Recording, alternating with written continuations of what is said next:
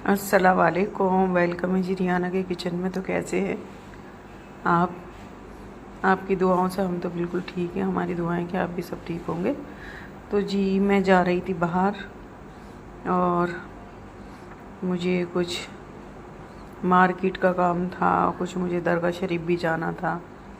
जैसे कि मैंने आपसे पहले भी बताया था कि मैं हर जुमरात को यानी कि बृहस्पतिवार को ज़रूर जाती हूँ दरगाह शरीफ।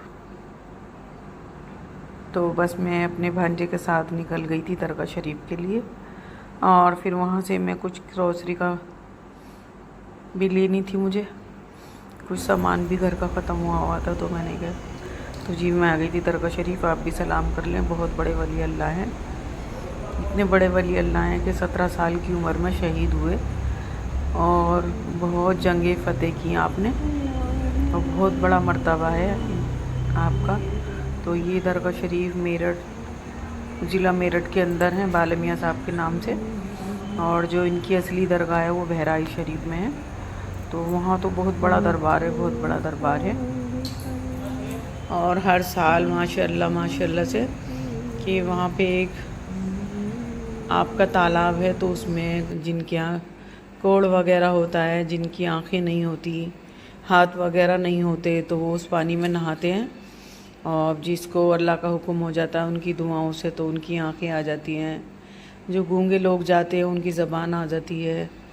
और बहुत बड़ा करिश्मा है आपका। तो ये हमारे मेरठ में भी इनकी एक दरगाह है, तो मैं तो वहीं जाती हूँ। और बड़ी दरगाह जो इनकी असली दरगाह है वो बहराइच शरीफ में है।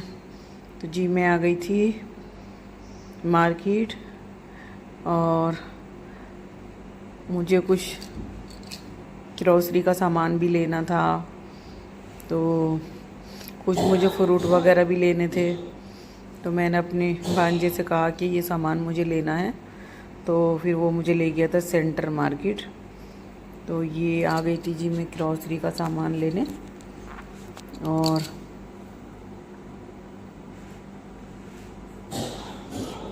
ऐसा है ना कि पता नहीं चलता कि मैं कब यहाँ पर रहूँ कब चली जाऊँ। तो बस इसी वजह से कभी कुछ ख़त्म हो जाता है, कभी कुछ ख़त्म हो जाता है। और वहाँ के सामान में भी मेरे कुछ फूई लग गई, ख़राब हो गया। यहाँ से चली जाती हूँ तो वहाँ पे लग जाता है। तो जी मैं आ गई थी घर, और घर बनाने लगी थी मैं मसूर की दाल चावल बनाऊँगी आज। तो ये रख दिया था पानी, ये डाल दिया अदरक लहसुन प्याज का पेस्ट, और ये जा रही है हल्दी पाउडर,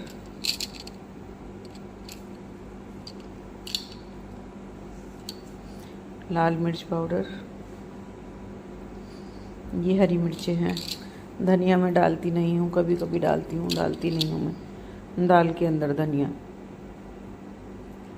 और जी मैं इस पानी को खौला लूँगी। और ये चला गया नमक, और मैंने दाल डाल दी थी वॉश करने के लिए पानी में, और बस फिर मैं उसको 2-3 पानी निकालूँगी और मैं डाल दूँगी अपनी मसूर की दाल। तो हम लोग ना मसूर की दाल लेते हैं, देसी दाल, वो बहुत बारीक बारीक सी होती है, बहुत छोटी छोटी। आवाज़ कम कर लो। तो ये पानी मेरा खौल चुका था, और जी अब मैं डाल दूँगी इसके अंदर थोड़ा सरसों का तेल। जो सरसों का तेल हम डाल देते हैं ना दाल वगैरह में, तो जो उबाल उफान जो भी कहते हो आप, वो नहीं आता। तो मैंने थोड़ा सरसों का तेल इसीलिए डाला था जिससे कि मेरा दाल के अंदर उबाल ना आए। तो उबाल पानी में आ चुका था, और बस इसके अंदर अब मैं दाल। तो देखिए जी गर्मी ना पलट पलट के वापस आ रही है। जैसे कि एसी बंद कर दिया, फिर दोबारा से गर्मी आ गई, फिर एसी चालू किया। और ये मिक्सी है, जब हर चीज़ केयर मांगती है, अगर ज़रा सा भी हम केयर ना करें तो हमारी चीज़ का बिल्कुल नाश हो जाता है। तो मैं जब भी मसाला वगैरह पीसती हूँ तो इसको बिल्कुल साफ़ क्लीनिक करके, और जब मैं इसको रखती हूँ। तो ये मेरी पहले थी, मेरे हस्बैंड लाए थे 2 मिक्सी, एक मैं यहाँ ले आई थी और एक मेरे जो हरिद्वार में मकान है वहाँ पे। तो ये मिक्सी मेरी कुछ अच्छी नहीं निकली। जैसे कि इसका जार है, तो कुछ हल्की सी चीज़ भी अगर हम पीसते हैं ना मिक्स तो हो जाती है, पिसती नहीं है। तो फिर मैं भी लाई थी सुजाता की मिक्सी, तो मेरे हस्बैंड कहते भी हैं इसको निकाल लो, तो मैंने कहा नहीं, जब तक ये, आप लेडीज़ को तो जानते ही होंगे कि लेडीज़ कितनी अपनी किफ़ायती तरह से घर को चलाती है। तो मैंने कहा नहीं, अभी नहीं निकालती मैं इसको, और अभी तो ये सही चल रही है, बस इसको चलाऊंगी। और शायद अगली गर्मियों में मैं, जैसे कि मैंगो शेक, ये सारे शेक वगैरह बनते हैं, तो तब निकालूंगी।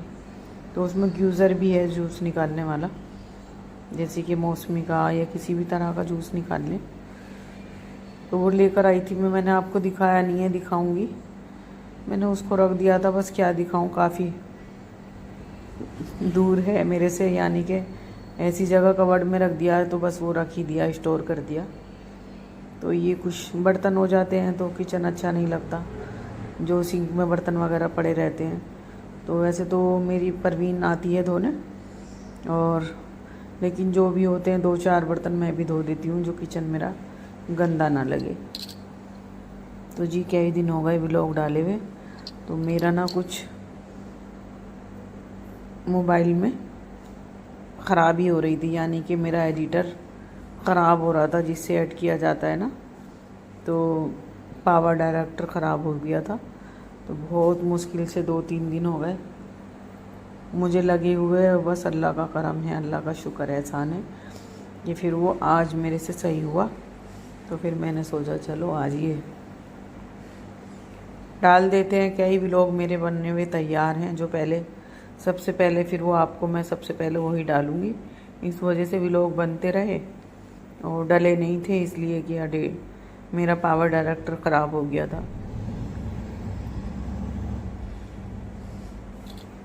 तो बस दाल, तो ये मसूर की दाल बहुत जल्दी बन जाती है, 2-3 सीटी लगाऊंगी और बस फिर मैं इसको खोल दूंगी और फिर थोड़ा खोल के पकाऊंगी, फिर लगा दूंगी इसके अंदर तड़का। तो ये हो जाती है तड़के वाली दाल। तो देखिए जी, ये मेरी दाल घुट चुकी है, बन चुकी है, और मेरे हस्बैंड को बहुत पसंद है ये मसूर की दाल, और ज़रा सी भी खड़ी नहीं रहती मेरी दाल, बिल्कुल घुट जाती है। तो बस दाल हो गई थी मेरी रेडी, अब इसमें लगाना था मुझे तड़का। ये बन रहे थे मेरे चावल, तो दाल चावल भी थे, रोटी भी थी। तो मैं बनाती हूँ वैसे खुश्का चावल, लेकिन इसका जो मांड है ना वो नुकसान देता है खुश्का बनाने में। रुमा उल्ली तरफ हो रहा, चुइयाँ पड़ी वहाँ पे। अब मैं लगाने लगी थी तड़का। तो ये प्याज, लहसुन और लाल मिर्च,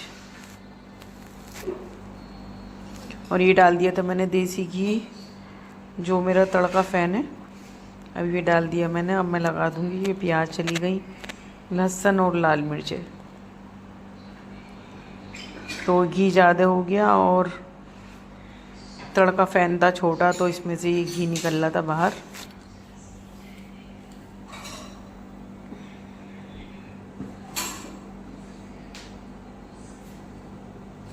इन तीनों चीज़ों का आप अगर तड़का लगाएं तो बहुत टेस्टी दाल बनती है, बहुत टेस्टी बनती है। तो मेरे यहाँ इसी तरह की बनती थी, अम्मी हमारी इसी तरह की बनाती थी, लेकिन उनकी तरह जायका नहीं आता। तो ये बन गए मेरे चावल।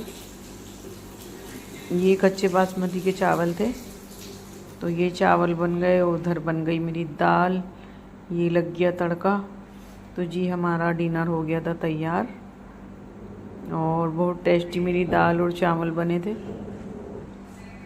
तो जी मेरे चैनल को लाइक सब्सक्राइब ज़रूर करें, और आज का व्लॉग यहीं तक था। अल्लाह हाफिज़। रोमा।